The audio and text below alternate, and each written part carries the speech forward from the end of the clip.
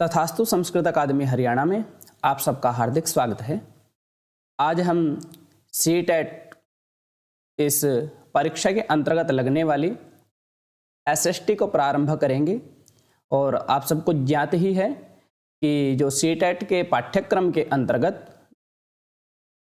60 number का जो portion सामाजिक अध्ययन का लगा हुआ है, वहाँ पर हमको 6th, 7th और 8th क्लास की एनसीईआरटी पढ़नी है ना। तो आज हम उस मूल पुस्तक के मूल लेसन को लेकर के आप सबके समक्ष है ना आए हैं और मूल टेक्स्ट को पढ़ते हुए जो मुख्य पॉइंट रहेंगे जो परीक्षा के अंतर्गत आ सकते हैं, उन सब के विषय में चर्चा करेंगे। और जिसे परीक्षा के अंतर्गत आने वाला जो 60 नंबर का आपके प्रश्न है ना, वह प्रश्न ना आप सब गलत नहीं करोगे, ऐसी हम कामना करते हैं। तो चलिए प्रारंभ करते हैं ना। तो हमारा जो लेसन है उसका नाम है सौरमंडल में पृथ्वी, है ना। तो पृथ्वी का अध्ययन ना, उस सौरमंडल का अध्ययन आज हम कर रहे हैं। तो चलिए प्रारंभ करते हैं ना। तो एनसीईआरटी के अंदर बड़े रोचक तरीके से ना लेसन को पढ़ाया गया है और लिखा है कि सूर्यास्त के बाद आकाश को देखना कितना अच्छा लगता है। आसमान में पहले एक या दो चमकते बिंदु ही दिखते हैं, लेकिन बाद में इनकी संख्या बढ़ती जाती है। आप उनकी गणना नहीं कर सकते। संपूर्ण आकाश छोटे छोटे चमकदार वस्तुओं से भर जाता है, जिनमें से कुछ चमकीले होते हैं, कुछ धुंधले। ऐसा प्रतीत होता है मानो आकाश में हीरे जड़े हों। इनमें से कुछ टिमटिमाते प्रतीत होते हैं, लेकिन अगर आप इनको ध्यान से देखोगे तो आप पाओगे कि इनमें से कुछ टिमटिमाहट अन्य से अलग है। ये बिना किसी टिमटिमाहट के चंद्रमा के समान चमकते हैं। इस चमकीली वस्तुओं के साथ आप लगभग प्रतिदिन चंद्रमा को भी देखते हैं। यह अलग अलग समय पर अलग आकार तथा अलग स्थितियों में दिखाई पड़ता है। आप पूर्ण चंद्र को लगभग 1 महीने में एक बार देख सकते हैं। यह बिल्कुल ना महत्वपूर्ण पंक्ति है कि पूर्ण चंद्रमा को लगभग 1 महीने में एक बार देखा जाता है। यह पूर्ण चंद्रमा वाली रात को पूर्णिमा कहा जाता है ना। आप सब जानते हैं कि हमारा जो हिंदू कैलेंडर है उसके अंदर ना 15 दिन का शुक्ल पक्ष होता है और 15 दिन का कृष्ण पक्ष होता है। तो शुक्ल पक्ष के अंदर चंद्रमा की गति बढ़ती रहती है ना। चंद्रमा अपना आकार बढ़ाता रहता है और जब वह अपने संपूर्ण आकार में आ जाता है उसको कहा जाता है पूर्णिमा। और उसके बाद फिर वह है ना एक एक ग्रास घटता रहता है, जिसको प्रथमा, द्वितीय, तृतीय, चतुर्थी ऐसी आपने तिथियों के बारे में भी सुना होगा। और जब वह घट करके बिल्कुल गायब हो जाता है ना, उसको कहा जाता है अमावस्या। और अमावस्या की रात को बिल्कुल अंधेरा रहता है ना। तो ये पूछ लिया जा सकता है कि पूर्ण चंद्र को लगभग 1 महीने में एक बार देखा जा सकता है और जब चंद्रमा दिखाई देता है उसको पूर्णिमा कहा जाता है। 15 दिन के बाद आप इसे नहीं देख सकते। क्यों? क्योंकि 15 दिनों के बाद चंद्रमा जब एक एक अपनी कलाओं को घटाता रहता है तो उस टाइम क्या होता है, अमावस्या होती है ना, अंधेरी रात। और यह नई चंद्रमा की रात्रि या अमावस्या होती है। ऐसी रात में अगर आसमान साफ है तो आप आसमान का अवलोकन अच्छी तरह से कर सकते हैं। क्यों? क्योंकि आकाश के अंदर चंद्रमा का ना प्रकाश जो है, जिसे वह सूर्य से ग्रहण करता है, वह आकाश के अंदर दिखाई नहीं देगा। और आकाश के अंदर जब चंद्रमा की चांदनी नहीं रहेगी तो आकाश को बिल्कुल ना स्वच्छ तरीके से देखा जा सकता है। क्या आप इस बात पर आश्चर्य नहीं होता है ना? क्या आपको इस बात पर आश्चर्य नहीं होता कि हम दिन के समय चंद्रमा एवं इन सभी छोटी चमकीली वस्तुओं को क्यों नहीं देख पाते ना? ऐसा इसलिए है क्योंकि सूर्य के अत्यधिक तेज प्रकाश के कारण रात के समय चमकने वाली वस्तुओं को हम दिन में नहीं देख पाते। यह भी महत्वपूर्ण पंक्ति है ना। क्यों हम रात के समय सितारों को देख सकते हैं और दिन में क्यों नहीं दिखाई देते? क्यों? क्योंकि सूर्य का प्रकाश ना बहुत ज़्यादा हमारी पृथ्वी पर पड़ता है और ये जो छोटे छोटे चमकते हुए सितारे हमको दिख रहे हैं, तारे जो दिखाई दे रहे हैं, ये हमारी पृथ्वी से बहुत ज़्यादा दूरी पर हैं, तो उनका कम प्रकाश हमारे तक पहुंचता है। तो जब तेज प्रकाश वाली वस्तु है ना, इन छोटे छोटे टिमटिमाते हुए इन तारों के प्रकाश को अपने अंदर आविर्भूत कर लेती है ना, दबा लेती है। और जब अत्यधिक प्रकाश वाली वस्तु के सामने जब छोटे प्रकाश वाली वस्तु आती है तो उसका अस्तित्व ना के बराबर होता है। परंतु सूर्यास्त के बाद आकाश के अंदर वह सूर्य का प्रकाश है ना हमारी पृथ्वी पर नहीं पहुंच पाता, जिसके कारण हम तारों को आसानी से देख सकते हैं, है ना। सूर्य और चंद्रमा तथा वे सभी वस्तुएं जो रात के समय आसमान में चमकती हैं उनको खगोल पिंड है ना कहलाती हैं। वैसा सभी की सभी वस्तुएं है ना, ये इंपॉर्टेंट है कि सूर्य चंद्रमा तथा वे सभी वस्तुएं जो रात के समय आसमान में चमकती हैं खगोलीय पिंड कहलाती हैं ना। यह आपको पूछा जा सकता है कि खगोलीय पिंड क्या होता है। तो सूर्य चंद्रमा है ना, वह अनेक वस्तुएं जो हमको आसमान के अंदर ना रात के समय दिखाई दे रही हैं, वह सभी खगोलीय पिंड कहलाती हैं। कुछ खगोलीय पिंड आकार वाले तथा गर्म होते हैं, ये गैसों से बने होते हैं, इनके पास अपनी ऊष्मा तथा प्रकाश होता है। इस बात को भी ध्यान रखना है ना कि कुछ खगोलीय पिंड बड़े आकार वाले तथा गर्म होते हैं, ये गैसों से बने होते हैं, इनके पास अपनी ऊष्मा तथा प्रकाश होता है। और बहुत सारे तारे हैं, बहुत सारे ना ब्रह्मांड के अंदर ऐसे आपको नक्षत्र दिखाई दे जाएंगे जिनका स्वयं का प्रकाश नहीं है, जैसे चंद्रमा ना, जिसे वे बहुत बड़ी मात्रा में उत्सर्जित करते हैं। किनको? ऊष्मा को और प्रकाश को, है ना। इन खगोलीय पिंडों को तारा कहते हैं। सूर्य भी एक प्रकार का तारा है ना। बहुत सारे तारों के पास अपना स्वयं का प्रकाश नहीं होता, बहुत सारे तारों के पास अपना स्वयं का प्रकाश होता है, या नक्षत्रों के पास अपना प्रकाश होता है। वह अपनी ऊष्मा को, अपने प्रकाश को इस ब्रह्मांड के अंदर फैलाते रहते हैं ना। तो इस बात को आपको ध्यान में रखना है कि कुछ खगोलीय पिंड बड़े आकार वाले तथा गर्म होते हैं, ये गैसों से बने होते हैं, इनके पास अपनी ऊष्मा तथा प्रकाश होता है जिसे वे बहुत बड़ी मात्रा में उत्सर्जित करते हैं। इन खगोलीय पिंड को तारे कहती हैं। सूर्य भी एक प्रकार का तारा है। ऐसे तो आप सब ने अगर ब्रह्मांड का या रात्रि के अंदर आकाश का अच्छे से अनुशीलन किया है तो आप इन सब बातों को जानते ही हो कि रात के समय चमकते हुए अनगिनत तारे सूर्य के समान ही हैं, लेकिन हमसे बहुत अधिक दूर होने के कारण हम लोग उनकी ऊष्मा या प्रकाश को महसूस नहीं करते तथा वे अत्यंत छोटे दिखाई पड़ते हैं। यानी हमसे जितनी बड़ी वस्तु जितनी अत्यधिक दूरी के ऊपर होगी, है ना, हमको वह उतनी ही छोटी दिखाई देती है। तो यह जो तारे हमको आकाश के अंदर दिखाई दे रहे हैं, यह भी हमसे बहुत ज़्यादा दूरी पर हैं, इसलिए हमको इतने छोटे दिखाई देते हैं। हो सकता है कि यह सूर्य से भी बड़े आकार के हों। ऐसा तो आपने अवश्य ध्यान दिया होगा कि कुछ दूरी से देखने पर सभी वस्तुएं छोटी दिखाई पड़ती हैं। अत्यधिक ऊंचाई पर उड़ रहा हवाई जहाज कितना छोटा दिखाई देता है, यह एक दृष्टांत दिया गया है कि आपको तारे छोटे क्यों दिखाई देते हैं। उनका कारण है कि वह अत्यधिक ऊंचाई पर हैं और अत्यधिक दूरी पर हैं। इस कारण से रात्रि में आसमान की ओर देखते समय आप तारों के विभिन्न समूहों द्वारा बनाई गई विविध आकृतियों को देख सकते हैं कि आकाश के अंदर बहुत सारी चीज़ें हमको दिखाई देती हैं, जिसको आपने सप्तर्षि भी देखा होगा, है ना। 7 ऋषियों का समूह ऐसा माना जाता है कि वो इस तरीके से आकाश के अंदर वह दिखाई देता है ऐसे। तो और ये आपको दिखाई देता है जब आप आकाश के अंदर देखोगे तो लगभग उत्तर और पूर्व के बीच में, है ना। यहाँ पर आपके सर के ऊपर ये चीज़ दिखाई देगी। तो ये नक्षत्र मंडल कहलाते हैं कि रात्रि में आसमान की ओर देखते समय आप तारों के विभिन्न समूहों द्वारा बनाई गई विविध आकृतियों को देख सकते हैं। ये नक्षत्र मंडल कहलाते हैं। ये पूछ लिया जा सकता है नक्षत्र मंडल किसको कहा जाएगा। अर्सा मेजर या बिग बियर भी इस प्रकार का एक नक्षत्र मंडल है, ये भी आपको पूछ लिया जा सकता है। बहुत आसानी से पहचान में आने वाला नक्षत्र मंडल है सप्तऋषि, है ना। 7 ऋषियों का समूह, ये 7 तारे आपको इस पतंग की आकृति के अंदर देखने को मिलेंगे ना। ये 7 तारों का समूह है जो कि नक्षत्र मंडल अर्सा मेजर का भाग है ना, जैसे आप इसके अंदर देख सकते हो।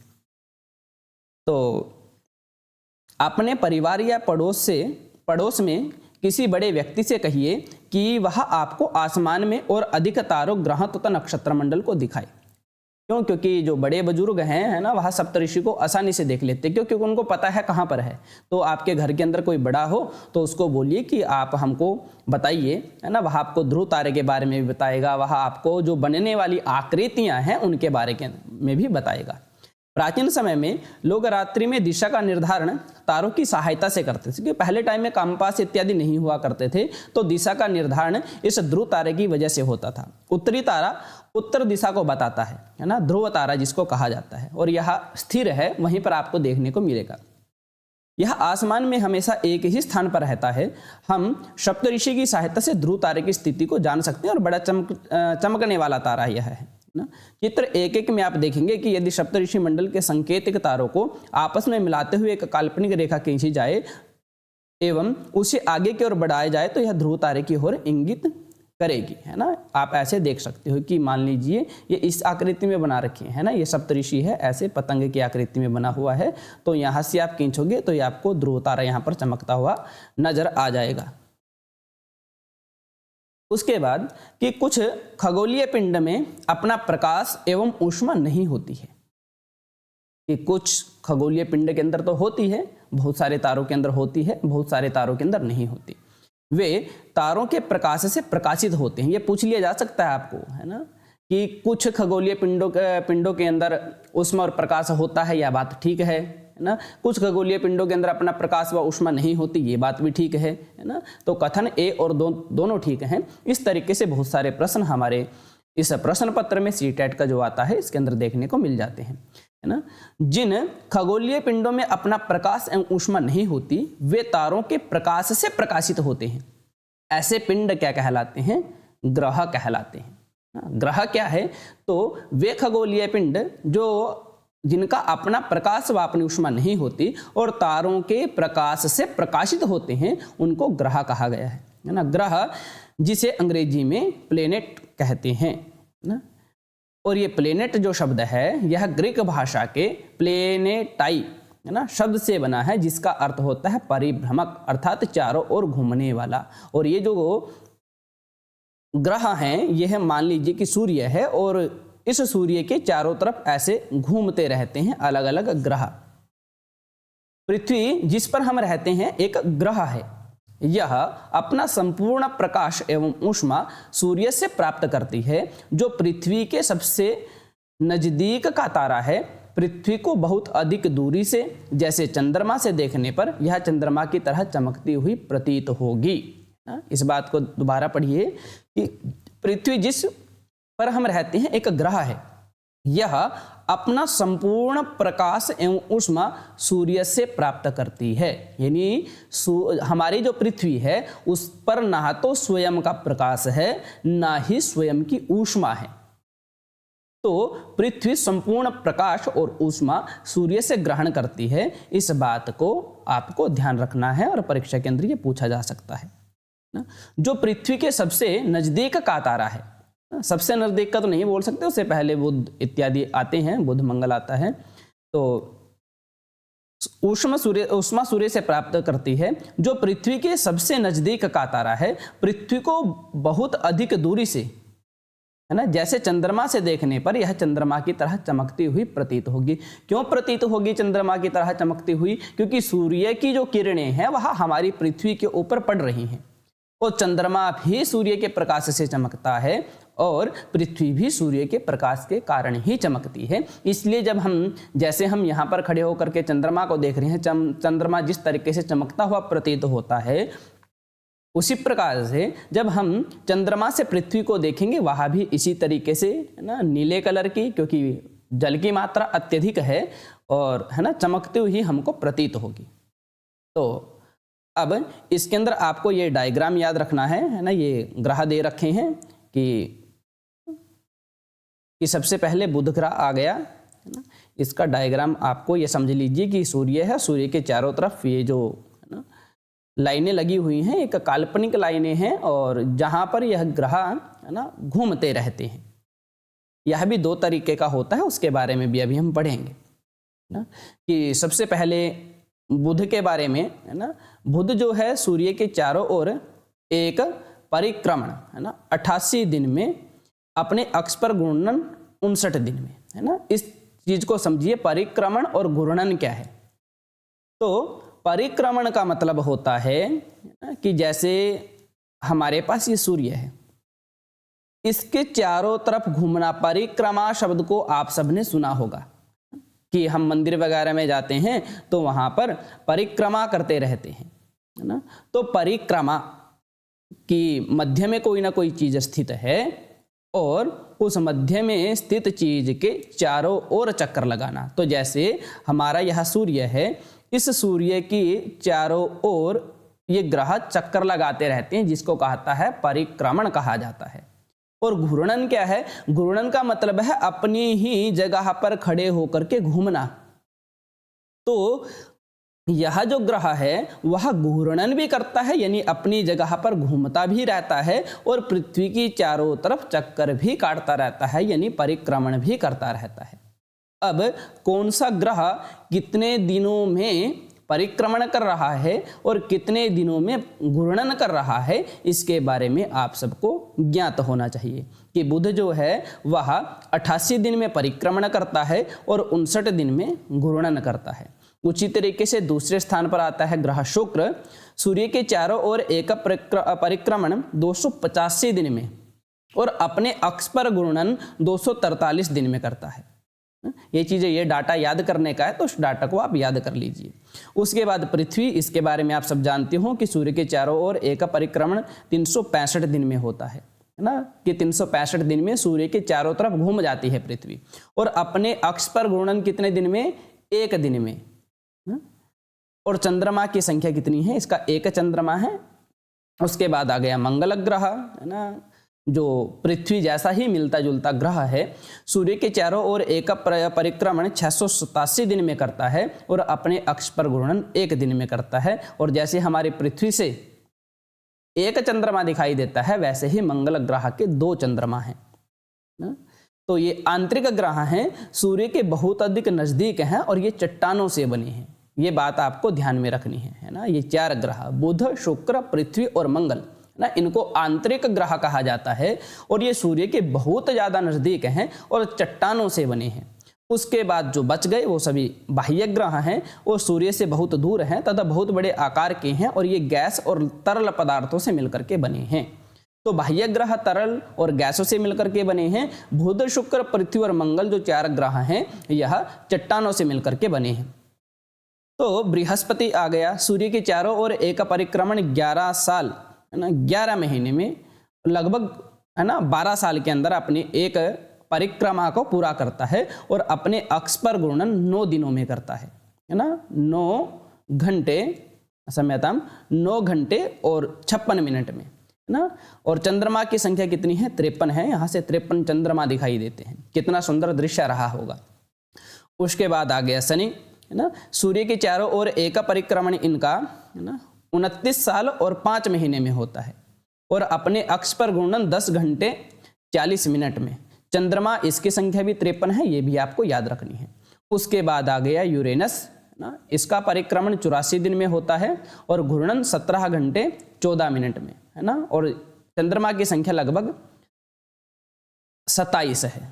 उसके बाद नेपच्यून आ गया, नेपच्यून परिक्रमण 164 दिन में करता है और घूर्णन 16 घंटे 7 मिनट में। चंद्रमा की संख्या कितनी है? 13। तो इनमें से सबसे ज्यादा चंद्रमा की संख्या किसकी है? वह है बृहस्पति और शनि की, है ना। 53 चंद्रमा हैं, बृहस्पति की भी और शनि के भी, है ना। किन ग्रहों का अपना चंद्रमा नहीं है? तो वह बुध और शुक्र का नहीं है और सभी ग्रहों का मिल जाएगा, है ना। तो इन बातों का, पृथ्वी के सूर्य के सबसे अधिक नजदीक कौन सा ग्रह है? तो वह है बुध ग्रह, है ना। सबसे अत्यधिक दूर कौन सा ग्रह है? वह है नेपच्यून ग्रह, है ना। तो इन बातों का आपको ध्यान रखना है। तो इतना आप सबको समझ में आ गया होगा। तो अब हम आगे बढ़ते हैं, है ना। इस डायग्राम को आप सबको याद कर लेना है। उसके बाद आसमान में दिखने वाला चंद्रमा एक उपग्रह है। यह हमारे पृथ्वी का सहचर है। सहचर का मतलब सहचरती सहचरः, है ना, जो साथ साथ विचरण करता है तथा इसके चारों ओर चक्कर लगाता है। हमारी पृथ्वी के समान 7 अन्य ग्रह हैं जो सूर्य से प्रकाश एवं ऊष्मा प्राप्त करते हैं। उनमें से कुछ के पास अपने चंद्रमा भी हैं, कुछ के पास, क्या सभी के पास हैं, बुध और शुक्र को छोड़ करके। उसके बाद सौरमंडल के बारे में कि सूर्य 8 ग्रह, उपग्रह, कुछ अन्य खगोलीय पिंड जैसे क्षुद्र ग्रह एवं उल्का पिंड मिलकर सौरमंडल का निर्माण करते हैं, जिसे हम सौर परिवार का नाम देते हैं, जिसका मुखिया कौन है, सूर्य। यानी सूर्य मुखिया हो गया और इसके चारों ओर ये चक्कर लगाते रहते हैं बार बार, है ना। इसके अंदर 8 ग्रह हैं, बहुत सारे उपग्रह हैं, बहुत सारे क्षुद्र ग्रह हैं ना। तो इतना आपको ध्यान रखना है ना। ये क्षुद्र ग्रह हैं जो इन 4 ग्रह को छोड़ करके, और ये भी चक्कर काटते रहते हैं बार बार इस पट्टी के अंदर।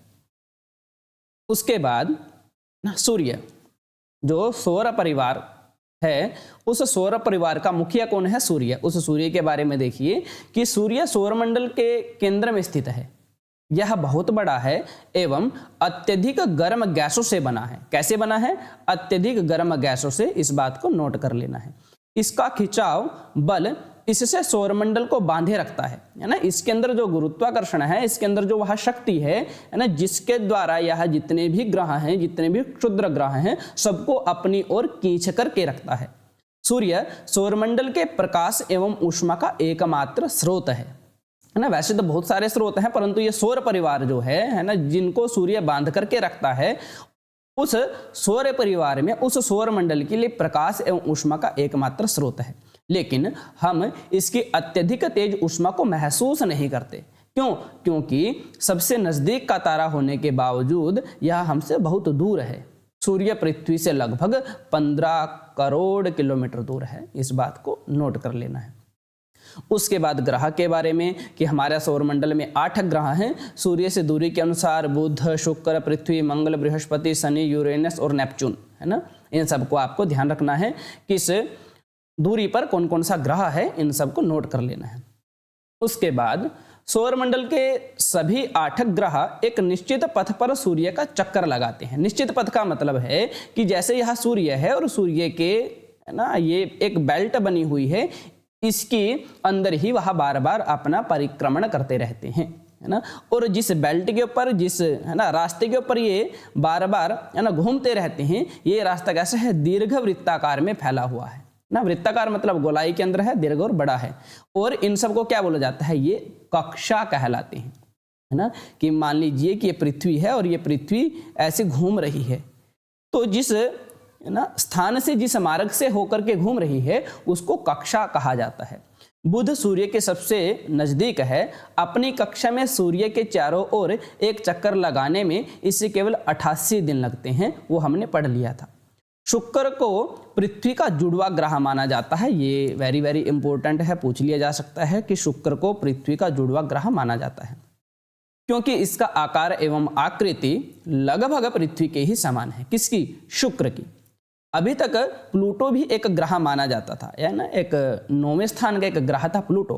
परंतु अंतर्राष्ट्रीय खगोलीय संगठन ने अपनी बैठक अगस्त 2006 में यह निर्णय लिया कि कुछ समय पहले खोजे गए अन्य खगोलीय पिंड तथा प्लूटो बोने ग्रह कहे जा सकते हैं, है ना। यह ग्रह की श्रेणी के अंदर नहीं आते, इनको बोने ग्रह की, है ना, संज्ञा दी गई है।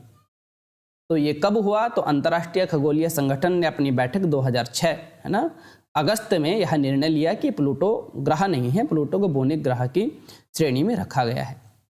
उसके बाद आता है पृथ्वी, है ना। तो ये भी लिखा हुआ है, इन बातों को भी नोट करते रहिए आप साथ में कि प्रकाश की गति लगभग, ना, इतनी है 3 लाख किलोमीटर, है ना, प्रति सेकंड। इस गति के बावजूद सूर्य के प्रकाश को पृथ्वी तक पहुंचने में लगभग 8 मिनट का समय लगता है। यानी हमारे पास जो प्रकाश पहुंच रहा है वो पुराना है, 8 मिनट पहले का है। उसके बाद पृथ्वी आ गया। पृथ्वी के अंदर क्या है ना, सूर्य से दूरी के हिसाब से पृथ्वी तीसरा ग्रह है, इसको आप सब जानते हो ना। पहला ग्रह कौन सा है, दूसरा ग्रह कौन सा है, तीसरा ग्रह कौन सा है, ये आपको ध्यान में रहना चाहिए। आकार में यह 5वां सबसे बड़ा ग्रह है। यह भी पूछा जा सकता है कि आकार के अंदर कौन सा है, 5वां सबसे बड़ा ग्रह है। यह ध्रुवों के पास थोड़ी चपटी है ना। थोड़ी चपटी का मतलब यह इस अंडे से आकार में है ना। यहाँ से भी चपटी है और यहाँ से भी चपटी है। और यही कारण है कि इसके आकार को भू आभा कहा जाता है। भू आभा का अर्थ होता है पृथ्वी के समान आकार ना। भू आभा किसको कहा गया है ना, इसी को कहा गया है। जीवन के लिए अनुकूल परिस्थितियां संभवतः केवल पृथ्वी पर ही पाई जाती हैं ना, और हमारे जो 8 ग्रह हैं वहां पर जीवन अनुकूल नहीं है ना, वहां पर आपको जीते हुए व्यक्ति दिखाई नहीं देंगे। क्यों? क्योंकि जीवित रहने के लिए जिन जिन वस्तुओं की जरूरत है वह हमारे इस पृथ्वी पर विद्यमान है। जीवन के अनुकूल परिस्थितियां संभवतः केवल पृथ्वी पर ही पाई जाती हैं। पृथ्वी ना तो अधिक गर्म है और ना ही अधिक ठंडी है। यहाँ पानी एवं वायु उपस्थित है जो हमारे जीवन के लिए आवश्यक है। वायु में जीवन के लिए आवश्यक गैसें जैसे ऑक्सीजन मौजूद है। इन्हीं कारणों से पृथ्वी सौरमंडल का सबसे अद्भुत ग्रह है। क्यों? क्योंकि यहाँ पर जीवित रहने के लिए जिन जिन वस्तुओं की जरूरत है प्रत्येक वस्तु यहाँ पर उपलब्ध है। अंतरिक्ष से देखने पर पृथ्वी नीले रंग की दिखाई पड़ती है। क्यों? क्योंकि इसका 2/3 सतह पानी से ढकी हुई है, इसलिए इसको नीला ग्रह भी कहा जाता है। ये पूछ लिया जा सकता है नीला ग्रह किसको कहा जाता है, तो पृथ्वी को कहा जा सकता है। अब इसका एक है ना उपग्रह है चंद्रमा। चंद्रमा के ऊपर नील आर्मस्ट्रॉन्ग पहले व्यक्ति थे जिन्होंने 20 जुलाई 1959 को सबसे पहले चंद्रमा की सतह पर कदम रखा। मालूम करो कि क्या कोई भारतीय चंद्रमा पर गया है, इसके बारे में आपको स्वयं जानना है ना। तो पहला व्यक्ति कौन था? नील आर्मस्ट्रॉन्ग है ना। कब पहला कदम रखा? 20 जुलाई 1959 में। अब चंद्रमा के विषय में पढ़ना है। हमारी पृथ्वी के पास केवल एक उपग्रह है जिसका नाम है चंद्रमा। इसका व्यास पृथ्वी के व्यास का केवल 1/4 है, चौथा भाग। यह इतना बड़ा इसलिए प्रतीत होता है क्योंकि यह हमारे ग्रह से अन्य खगोलीय पिंडों के अपेक्षा नजदीक है ना, पास है, इसलिए हमको इतना बड़ा दिखाई देता है। सूर्य से भी बड़ा दिखाई देता है कई बार तो ना। और जब पूर्णिमा होती है उस टाइम तो चंद्रमा बिल्कुल नजदीक बहुत पास में दिखाई देता है ना। तो यह हमारे ग्रह से अन्य खगोलीय पिंडों के अपेक्षा नजदीक है। यह हमसे लगभग 3,84,400 किलोमीटर दूर है। इस ना दूरी को आपको याद रखना है। अब आप पृथ्वी से सूर्य एवं चंद्रमा की दूरियों की तुलना कर सकते हैं। उसके बाद है ना बहुत सारे ऐसे रॉकेट भी छोड़े जाते हैं जो हमारे ब्रह्मांड के चारों ओर है ना बार बार परिक्रमण कर रहे हैं है ना। यह भी पढ़ लेते हैं कि उपग्रह एक खगोलीय पिंड है जो ग्रहों के चारों ओर उसी प्रकार चक्कर लगाता है जिस प्रकार ग्रह सूर्य के चारों ओर चक्कर लगाते हैं है ना। और मानव ने बहुत सारे उपग्रह भी छोड़े हैं। मानव निर्मित उपग्रह एक कृत्रिम पिंड है। यह वैज्ञानिकों द्वारा बनाया गया है जिसका उपयोग ब्रह्मांड के बारे में जानकारी प्राप्त करने एवं पृथ्वी पर संचार माध्यम के लिए किया जाता है। इसे रॉकेट के द्वारा अंतरिक्ष में भेजा जाता है। यह पृथ्वी की कक्षा में स्थापित कर दिया जाता है। अंतरिक्ष में उपस्थित कुछ भारतीय उपग्रह इनसेट ना, IRS, एडुसेट इत्यादि हैं। इसको आपको ध्यान रखना है। उसके बाद ना चंद्रमा पृथ्वी का एक चक्कर लगभग 27 दिन में पूरा करता है ना। और इसी कारण से चंद्रमा हमको बढ़ता हुआ घटता हुआ दिखाई देता है। लगभग इतने ही समय में यह अपने अक्ष पर एक चक्कर भी पूरा करता है। इस बात को भी नोट कर लेना है। इसके परिणाम स्वरूप पृथ्वी से हमें चंद्रमा का केवल एक ही भाग दिखाई पड़ता है। चंद्रमा की परिस्थितियां जीवन के लिए अनुकूल नहीं हैं। इसकी सतह पर पर्वत, मैदान एवं गड्ढे हैं जो चंद्रमा की सतह पर छाया बनाते हैं है ना। पूर्णिमा के दिन चंद्रमा पर इनकी छाया को देखा जा सकता है। हम देखेंगे कि बहुत सारे दाग दिखाई देते हैं। वो वस्तुतः दाग नहीं, बहुत सारे गड्ढे हैं जो आसमान से है ना पड़ने वाले जो बहुत सारे पत्थर हैं, वह पत्थर इस चंद्रमा के साथ टकराते रहते हैं और वहाँ पर वो निशान को छोड़ जाते हैं। वहाँ पर वायु इत्यादि न होने के कारण वह गड्ढे हमको स्पष्ट दिखाई देते हैं। उसके बाद क्षुद्र ग्रह आ गए। क्षुद्र ग्रह किनको कहा गया है? तारों, ग्रहों एवं उपग्रहों के अतिरिक्त असंख्य छोटे पिंड भी सूर्य के चारों ओर चक्कर लगाते हैं। इन पिंडों को क्षुद्र ग्रह कहा गया है ना। और इनको हमने जाना था क्षुद्र ग्रह को कि ये कहाँ पर चक्कर लगा रहे थे, ये यहाँ पर लगा रहे थे। क्षुद्र ग्रह की पट्टी थी है ना कि बुध, शुक्र, मंगल और पृथ्वी है ना। इनके बाद एक कक्षा है और इस कक्षा के अंदर ये जो छोटे छोटे ग्रह हैं यह बार बार चक्कर लगाते रहते हैं, जिनको क्षुद्र ग्रह का नाम दिया गया है। ये मंगल एवं बृहस्पति की कक्षाओं के बीच पाए जाते हैं। जैसे अभी हमने चित्र में देखा। वैज्ञानिकों के अनुसार क्षुद्र ग्रह के ही भाग होते हैं जो कि बहुत वर्ष पहले विस्फोट के बाद ग्रहों से टूटकर अलग हो गए थे। उसके बाद उल्कापिंड है ना, ये उल्कापिंड बार बार चंद्रमा से टकराते रहते हैं, तो सूर्य के चारों ओर चक्कर लगाने वाले पत्थरों के छोटे छोटे टुकड़ों को उल्कापिंड कहते हैं। कभी कभी ये उल्कापिंड पृथ्वी के इतने नजदीक आ जाते हैं कि इनकी प्रवृत्ति पृथ्वी पर गिरने की होती है। इस प्रक्रिया के दौरान वायु के साथ घर्षण होने के कारण ये गर्म होकर जल जाते हैं। फलस्वरूप चमकदार प्रकाश उत्पन्न होता है ना। इस बात को ध्यान रखना है कि सूर्य के चारों ओर चक्कर लगाने वाले पत्थरों के छोटे छोटे टुकड़ों को उल्कापिंड कहा जाता है। और ये उल्कापिंड जब पृथ्वी के नजदीक आते हैं तो पृथ्वी पर गिरने वाले होते हैं, तो वायु के साथ इनका घर्षण होता है और ये गर्म होकर के वहीं पर फूट जाते हैं और हमको आकाश के अंदर कुछ चमकता हुआ सब प्रतीत होता है। कभी कभी कोई उल्का पूरी तरह जले बिना पृथ्वी पर गिरता है, जिसे धरातल पर गड्ढे बन जाते हैं। क्या आपने तारों वाले खुले आकाश में एक ओर से दूसरी ओर तक फैली चौड़ी सफेद पट्टी की तरह एक चमकदार रास्ते को देखा है ना। ये वस्तुतः अब दिखाई नहीं देती क्योंकि इतना अत्यधिक प्रदूषण हो गया है, और उस प्रदूषण के कारण जो आकाश गंगाएं हैं हमको आकाश के अंदर दिखाई नहीं देती। अगर वातावरण को बिल्कुल साफ कर दिया जाए है ना, पृथ्वी के ऊपर रहने वाला जितने भी लाइटें हैं है ना, सबको ऑफ कर दिया जाए, तो इन आकाश गंगाओं को है ना पृथ्वी पर बैठ करके आप अपनी आंखों से स्पष्ट तरीके से देख सकते हो। प्रदूषण के कारण हम इन आकाश गंगाओं को देख नहीं पाते, तो फिर भी इन्होंने कहा कि क्या आपने तारों वाले खुले आकाश में एक ओर से दूसरी ओर तक फैली चौड़ी पट्टी की तरह एक चमकदार रास्ते को देखा है। यह लाखों तारों का समूह है और यह पट्टी क्या कहलाती है? आकाश गंगा है ना। और हम इस आकाश गंगा के अंदर ही विद्यमान है, जिसको मिल्की वे कहा जाता है। हमारा सौरमंडल इस आकाश गंगा का एक भाग है ना, कि ये पूरी की पूरी आकाश गंगा है, तो इसके अंदर ये छोटा सा है ना, ये केवल हमारा अस्तित्व है इसके अंदर। प्राचीन भारत में इसकी कल्पना आकाश में प्रकाश की एक बहती नदी से की गई थी, इसलिए इसको आकाश गंगा कहा गया है ना। इस प्रकार इसका नाम आकाश गंगा पड़ा। आकाश गंगा करोड़ों तारों, बादलों तथा गैसों की एक प्रणाली है। इस प्रकार की लाखों आकाश गंगाएं मिलकर ब्रह्मांड का निर्माण करती हैं। यानी बहुत सारी आकाश गंगाएं हमारे ब्रह्मांड के अंदर विद्यमान है। ब्रह्मांड की विशालता की कल्पना करना अत्यधिक कठिन है, क्योंकि आज तक वहां पर वैज्ञानिक भी नहीं पहुंच पाए हैं। वैज्ञानिक अभी भी इसके बारे में अधिक से अधिक जानकारी एकत्रित करने में जुटे हैं। इसके आकार के संबंध में हमें कोई जानकारी नहीं है, लेकिन फिर भी हम जानते हैं कि हम सभी इस ब्रह्मांड का हिस्सा हैं। उसके बाद ये है ना अंतिम चरण है हमारे इस पाठ का। क्या आप ब्रह्मांड के साथ अपना संबंध बता सकते हैं? आप पृथ्वी पर हैं तथा पृथ्वी सौरमंडल का एक भाग है। हमारा सौरमंडल आकाश गंगा का एक भाग है जो ब्रह्मांड का हिस्सा है। ब्रह्मांड से जुड़े इस तथ्य पर विचार कीजिए कि इसमें लाखों आकाश गंगाएं मौजूद हैं, है ना। इस तरीके से आप है ना यूट्यूब के ऊपर भी और सर्च करके देख सकते हैं कि आकाश गंगाएं किस तरीके से हमारा पृथ्वी पर कितना अस्तित्व है ना, किस तरीके से ये बार बार चक्कर लगाती रहती हैं।